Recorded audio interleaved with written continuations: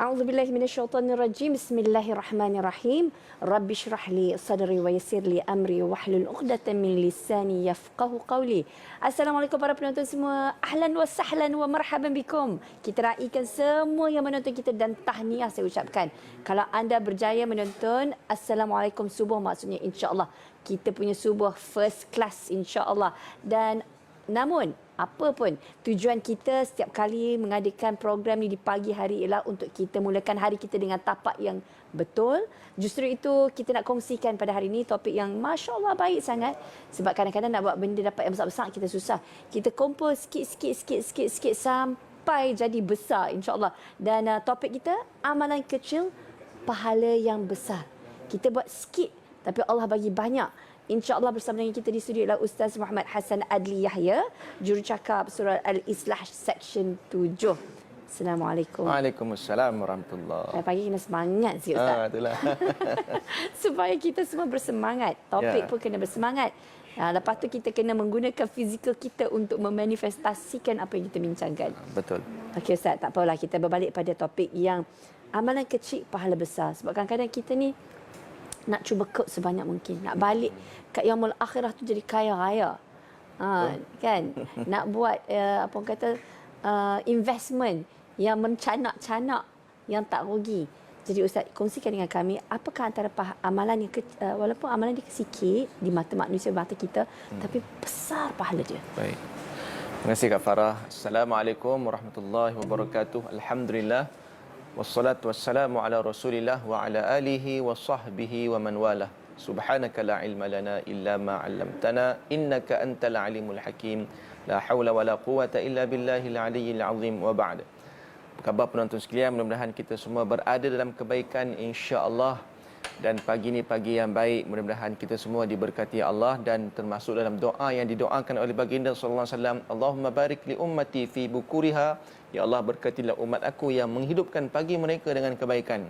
Kita dah solat subuh, ya, kita dah baca Quran mangkali, ya, mungkin kita dah wirid, dan apa saja yang kita buat, mudah-mudahan Allah berkati. Okey. Amalan kecil tapi pahalanya besar, ya. Allahumma salli ala Muhammad. Yang kalau orang Jawa ni omongnya gede, ya. Amalannya cilik tapi ya, pahalanya gede, ya, gede-gede. Maksudnya tuan-tuan dan puan yang dirahmati Allah sekalian, banyak sebenarnya, kan. Antara yang saya boleh sebut di sini berdasarkan satu hadis sahih yang mana Rasulullah sallallahu alaihi wasallam pernah bersabda, iaitu sesiapa yang membaca alhamdulillah 100 kali sebelum terbit fajar. Waktu sekarang ni belum terbit fajar lagi, boleh 100 kali dia baca alhamdulillah. Kemudian dia baca juga alhamdulillah 100 kali sebelum terbenam matahari, maknanya selepas waktu asar. Dia baca sebelum masuk waktu maghrib 100 kali ucapan alhamdulillah, maka pahalanya seperti dia bersedekah 100 ekor unta fi sabilillah. Itu antara fadilatnya. Itu pertama, kan, baca alhamdulillah. Sebab apa? Ucapan yang Allah suka, alhamdulillah, puji-pujian. Sebab tu dalam suratul Fatihah kita pun baca bismillahirrahmanirrahim, alhamdulillah rabbil alamin. So kita banyak puji Allah. Bila banyak puji Allah, Allah suka kita, maka Allah bagi kita keberkatan yang luar biasa. Nampak? Mudah ke susah tuan-tuan, ya, untuk kita sebut alhamdulillah 100 kali? Sekejap je, kan. Saya ingat dalam 3 minit pun, mungkin less than that, kurang daripada itu dah selesai dah, kan. Tuan-tuan tengok YouTube lagi lama kot, ya. Tapi alhamdulillah sekejap je. Tapi hak sekejap tu kadang-kadang kita terasa berat. So jangan tinggal amalan ni. Itu yang pertama. Yang kedua, apa lagi tuan-tuan dan puan, masya-Allah, ada Nabi sebut, iaitu amalan yang disebut sebagai memberatkan timbangan kita. Tamla'ani fil mizan, iaitu ucapan subhanallah wa bihamdih, subhanallahil azim, khafifatan thaqilatan, ya, khafifatan fil lisan, thaqilatan fil mizan, ala mizan, ya, begitu keadaannya. Dua ucapan yang ringan di bibir tetapi berat pada timbangan, ya. Thaqilatan fil mizan, khafifatan ala lisan, thaqilatan fil mizan. Atau kama qala Nabi sallallahu alaihi wasallam, iaitu dua ucapan yang boleh kita baca memberatkan timbangan kita, ya, ringan di bibir, berat di mizan timbangan di akhirat kelak, itu subhanallah bihamdi subhanallahil azim. Pun boleh kita baca setiap hari, ya, 100 kali ataupun nak lebih, itu masya-Allah baik. Banyak tuan-tuan, ya. Kemudian apa lagi yang kita boleh sebut? Antaranya saya nak sebut baca satu hadis Nabi SAW, iaitu sedekah yang paling besar ganjaran pahalanya, ya, dan mungkin kita nampak perkara itu kecil tetapi sebenarnya besar pahalanya. Iaitu pernah dalam satu hadis riwayat Imam Muslim, hadis sahih, ya, yang diriwayatkan daripada Sayyidina Abu Hurairah, Sayyidina Abi Hurairah radhiyallahu anhu. Dia kata, qala jaa rajulun ila Nabi sallallahu alaihi wasallam, telah datang seorang lelaki bertemu dengan Nabi sallallahu alaihi wasallam. Faqala ya Rasulullah, lalu lelaki itu berkata, ya Rasulullah, ayyus sadaqah a'zamu ajran? Apakah sedekah yang paling besar pahalanya?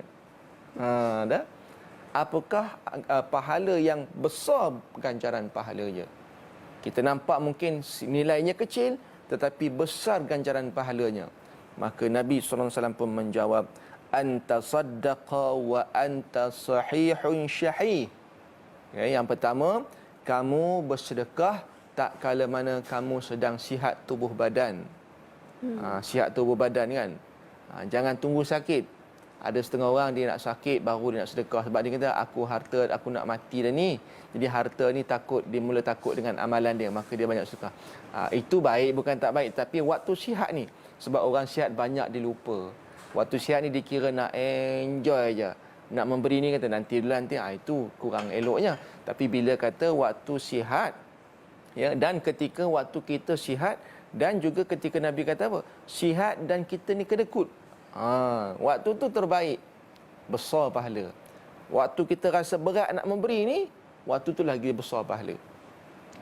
Allah tak tengok nilai tu. Allah tengok waktu kita rasa beratnya, aku ni dah lah susah ni, kan, aku macam-macam komitmen nak bayar bulan-bulan ni, nak sedekah ni berat ni. Waktu tu lah waktu yang terbaik untuk kita memberi. So waktu itu, tuan-tuan, ya. Kemudian Nabi kata apa lagi? Takhshal faqra. Yang seterusnya, ketika mana kamu takut kamu jatuh miskin. Waktu kedekut tadi, harta banyak kedekut, waktu tu terbaik. Makin bakhil, makin afdal untuk bersedekah ketika itu. Kan?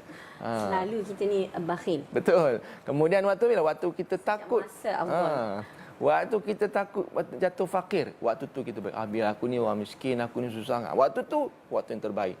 Sebab waktu tu kita cabar diri kita lawan syaitan. Sebab apa? Yakin dengan janji Allah takkan miskin, ya. Mana qasat tidak berkurang harta sedikit pun dengan sedekah. Kemudian Nabi kata apa? Wa ta'mulul ghina wala tamhil wala tumhila hatta idza balagatil hulqum. Yang seterusnya iaitu waktu ketika mana yang terbaik, waktu bersedekah, waktu ketika mana kita berangan-angan untuk menjadi orang kaya. Tuan-tuan, berangan dah. Waktu tengah berangan, aku teringin nak jadi orang kaya. Waktu tu bagilah. Sebab pahalanya besar dan Allah nak tengok, ya. Kalau kamu nak berangan jadi orang kaya, aku boleh bagi, tapi aku nak tengok apakah yang boleh kamu buat untuk aku. Maka kita pun memberi, menunjukkan keyakinan kita kepada Allah Subhanahu Wa Taala, dan ketika itu insya-Allah. Tapi itulah para penonton sekalian, kan, bila kita sebut tentang amalan yang sedikit, pahalanya banyak, dia apapun keadaan, dia bergantung kepada niat kita. Bergantung pada niat kita. Bila mana kita memberi, saya selalu pesan, ya, kepada mana-mana orang, sahabat-sahabat saya pun saya pesan, kita memberi betulkan niat. Niat itu kerana Allah. Ya, sebab apa? Sebab innamal a'mal binniyat. Setiap amalan itu berserta dengan niat. Kalau nak memberi, memberilah kerana Allah, bukan kerana nak kaya. Sebab di samping memberi itu dapatlah kekayaan. Kita takut nanti ada unsur riya ataupun ada unsur kita mensyirikkan Allah kerana kita berharap kepada makhluk. Aku nak beri ni supaya aku nak kaya.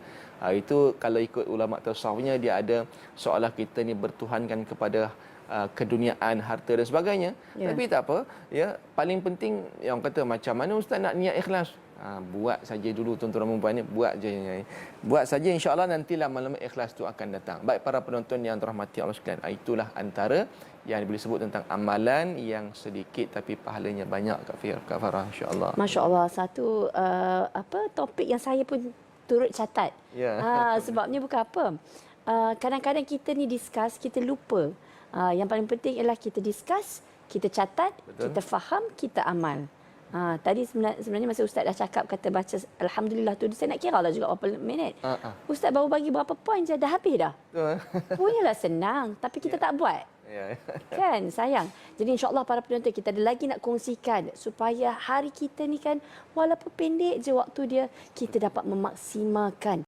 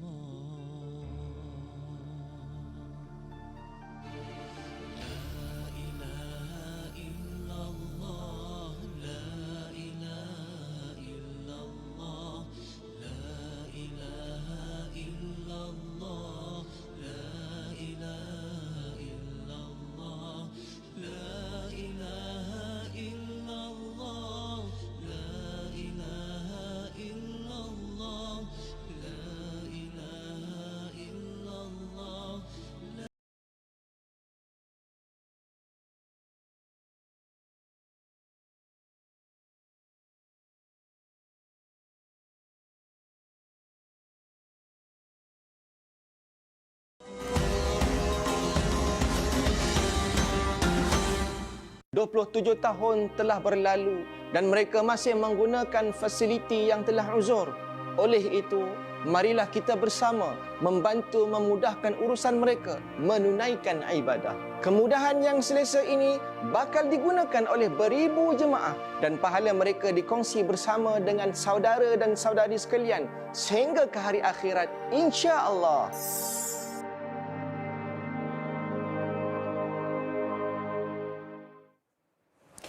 Amalan yang kecil tetapi ganjaran yang besar. Baik, tadi kita dah tengok macam mana antara zikir-zikir yang Allah bagi ganjaran yang begitu besar lagi. Sebenarnya banyak lagi yang Ustaz tak dapat nak ceritakan pada kita pada hari ini. Tapi kita nak berbalik sebab salah satu amalan yang saya kira mudah, paling kacang lah zaman sekarang ni, di hujung jari ialah infak. Tapi kadang-kadang orang fikir macam tak payahlah aku nak bagi infak. Ada macam-macam amalan lain. Infak ni salah satu daripada dia. Tapi kenapa tak boleh berfikir macam tu, Ustaz? Kenapa kita kena fikir macam, ya berzikir tu kita kena buat, tapi infak tu tak boleh tinggalkan? Baik, cantik soalan tu Kak Farah ya, para penonton yang dirahmati Allah sekalian. Kerana di dalam Al-Quran, Allah Subhanahu Wa Taala telah berfirman dalam surah Fatir, ya, ayat 29, di mana Allah Taala menjelaskan kepada kita 3 amalan yang ia tidak pernah merugikan. 3 amalan yang orang kata apa, keuntungan pelaburan yang tidak pernah merugikan. Kalau kita kata mana-mana pelaburan dekat dunia ni ada untung ada rugi. Saham ada risiko besar, dan ada tak risiko untuk rugi? Ada. Ada? Meniaga. Meniaga nasi lemak ke apa, apa kita perniagaan pun, ada tak risiko untuk rugi? Ada.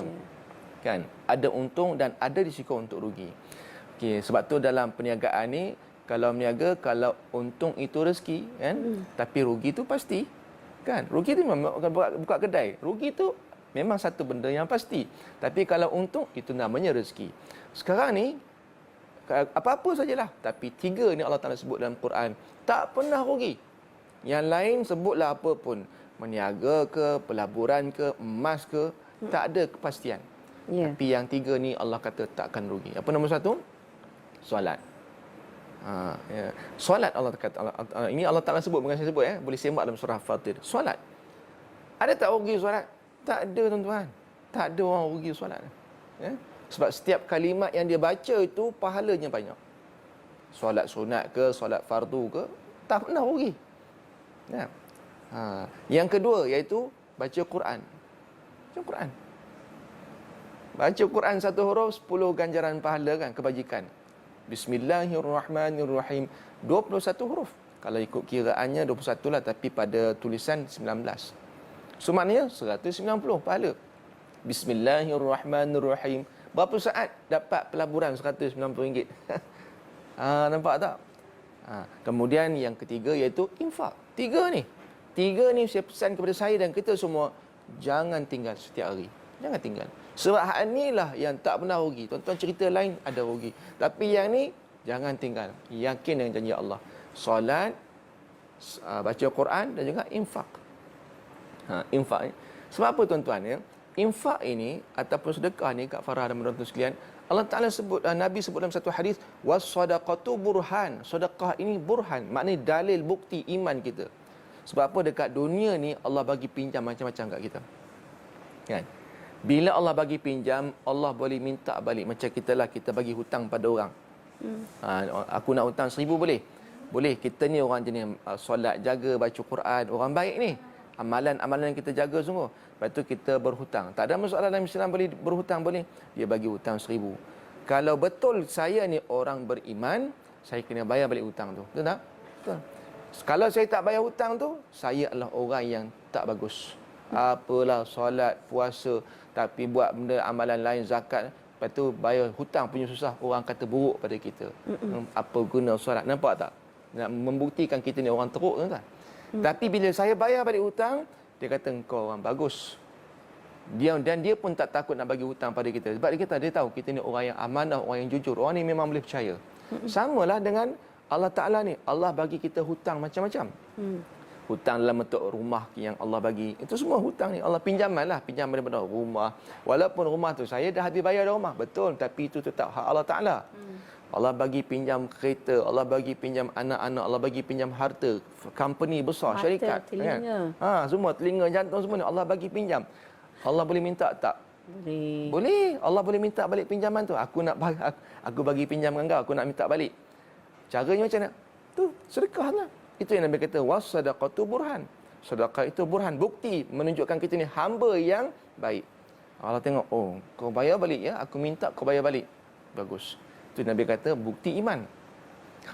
Dia komplit. Sebab tu selalu datang mestilah solat dan zakat, kan?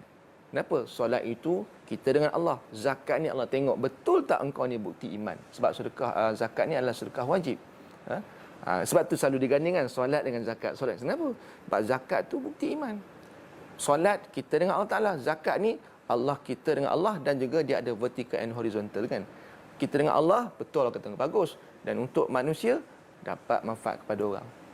Para penonton yang dirahmati Allah sekalian. Sebab tu kalau saya nak sambung sikit tadi hadis tadi, kan, balik pada hadis yang Nabi kata waktu sedekah yang terbaik, waktu ketika mana kita sihat tubuh badan, bakhil, kemudian ketika mana kita kata apa, takut kefakiran, dan ketika mana kita berangan-angan untuk menjadi orang kaya. Dan kata Nabi pada penghujung hadis tu, wala tumhil hatta idza balagatil hulqum wa anta qulta li fulanin kadza wa li fulanin kadza wa qad kana li fulan.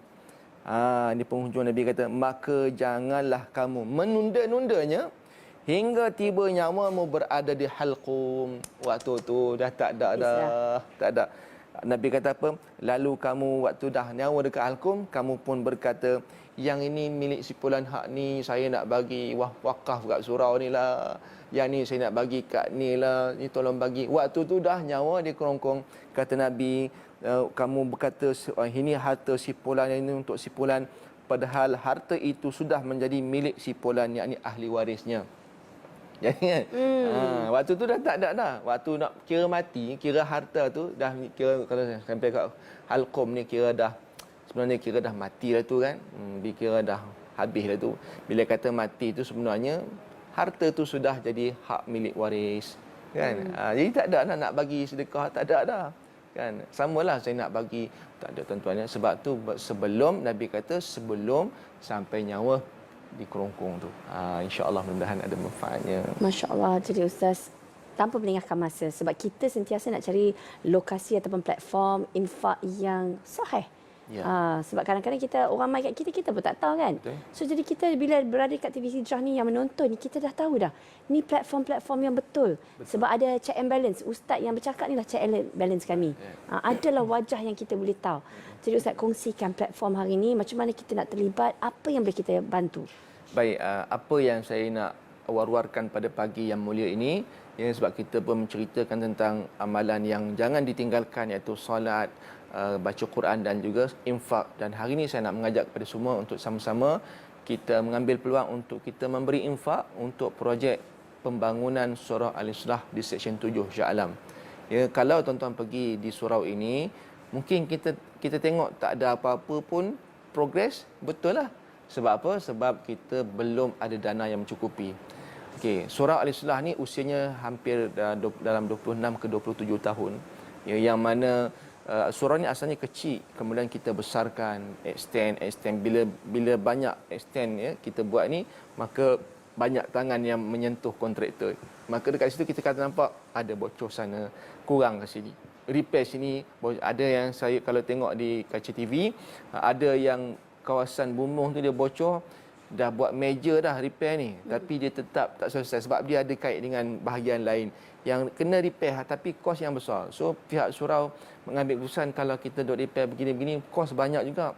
Ya, lebih baik kita buat yang baru, bukan buat yang baru, kita bina balik semula, dan kita naikkan lebih baik, lebih orang kata lebih elok, dan parking yang lebih selesa, lebih besar. Sebab jumlah pun semakin ramai. Sebab kawasan tu kawasan tumpuan. Di Seksyen 7 ni ada UiTM, ada hospital Shah Alam. Dulu tak ada hospital kan, sekarang ni bila ada hospital ni banyak orang singgah.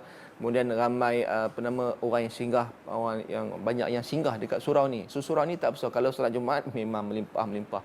Sebab tu, dan sekolah ni juga ada di surau Al-Islah ni, kita ada juga kita panggil apa, tahfiz ya, yang dikelolakan oleh pihak surau sendiri.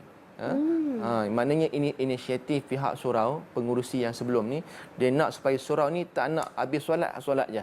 Dia nak dihidupkan dengan Al-Quran walaupun selepas waktu isyak. Sebab tu anak-anak tahfiz ni, tuan-tuan dan puan, selepas isyak pun dia orang duk hafaz Quran. Subuh-subuh bangun hafaz Quran. Jadi bayangkan kalau surau ini yang kita beri infak, ya, di dalamnya ada anak-anak yang menghafaz Quran, melahirkan hufaz, masya-Allah pahalanya banyak. Tapi masalah tuan-tuan, anak-anak ni menghafaz, ruangannya tak kondusif sangat. Sebab dekat ruangan surau tu tak berapa besar, dekat situlah dia pun nak menghafaz, dekat situlah orang nak buat aktiviti. Jadi dia pun ni tak ada tempat yang selesa. Sebab tu pihak surau bercadang untuk kita naik satu tingkat atas tu. Dia bukanlah sepenuh tingkat atas, dia buat macam ada kawasan di atas ni lebih kepada bilik kuliah, lebih kepada kelas untuk anak-anak tahfiz ni untuk beraktiviti. So lebih baiklah. Dan ada anak-anak tahfiz ni yang mereka ni asnaf yang memang tidak ada bayaran apa-apa, tapi kita tampung ya, daripada surau ni lah. Sebab tu kita mengharapkan para penonton sekalian untuk sama-sama menaik tarafkan surau ini. Kos yang kita perlukan sebanyak 10 juta tambah dengan wang hari, yang kata hari ni harga barang mahal sebagainya, dan kita perlu at least 50%, 5 juta untuk memulakan projek. Sebab tu saya kata kalau pergi mungkin tak ada apa-apa lagi. Kita perlu, sebab dana yang kita dapat pun tak sampai 1 juta lagi. Jauh lagi sasarannya. Sebab tu kita nak, kalau boleh Ramadan ni, kalau boleh tuan-tuan bayangkan, sebelum sampai Ramadan ni dah ada dana tu supaya kita boleh nampak progres tu berlaku. Saya pun harap tuan-tuan, saya pergi lah tak naik lagi kita, sebab kita tak cukup dana lagi. Oleh kerana itu siapa nak menyumbang boleh pergilah ke Bank Islam, ya, projek wakaf surau Al-Islah. Nombor akaun dia yang tertera di kaca TV 1203-8001-1004-8862. Kalau tuan-tuan nak, mungkin ada di kalangan ahli korporat yang nak mungkin nak berhubung, nak bagi zakat dan sebagainya kan, boleh bincang dengan pengurusi surau kami Profesor Dr. Haji Muhammad Rahimi di talian 019 3572561. Ataupun kalau tuan-tuan terus nak berinfak ya, boleh terus pergi website kami www.suraualislah7.com. Boleh tengok dekat situ detail pihak surau macam perhubungan, dan ada terus boleh infak, tekannya macam Kak Farah sebut. Hari ini senang mudah, tekan dah boleh dapat pahala. Mudah kan? Dan boleh tengok juga aktiviti surau di Facebook Surau Al-Islah Seksyen 7 Shah Alam, tuan-tuan Ramadan. Jadi mudah-mudahan Allah Ta'ala meluaskan rezeki, Allah Ta'ala memberikan kesihatan, menyembuhkan penyakit, dan Allah Ta'ala meluaskan rezeki kita, kebahagiaan dunia akhirat insya-Allah. Amin ya rabbal alamin. Masya Allah, jazakallah khairan kafiran Ustaz. Dan para penonton, ayuh kita sama-sama terlibat dalam projek infak pembinaan surau Seksyen 7 ini, Shah Alam. Dan para penonton, jangan lepaskan peluang, sebab kita kadang-kadang terfikir-fikir, betul ke maklumat yang datang ke aku? Hari ini maklumat yang datang adalah maklumat yang sahih. Jadi jangan kita berlengah-lengah. Kita pastikan surau ini dapat 5 juta untuk start projek dan dapat lagi 5 juta untuk langsaikan dan selesaikan projek. Amin ya rabbal alamin. Para penonton terus bersama kami, kita rehat seketika. 27 tahun telah berlalu dan mereka masih menggunakan fasiliti yang telah uzur. Oleh itu, marilah kita bersama membantu memudahkan urusan mereka menunaikan ibadah. Kemudahan yang selesa ini bakal digunakan oleh beribu jemaah dan pahala mereka dikongsi bersama dengan saudara dan saudari sekalian sehingga ke hari akhirat insya-Allah.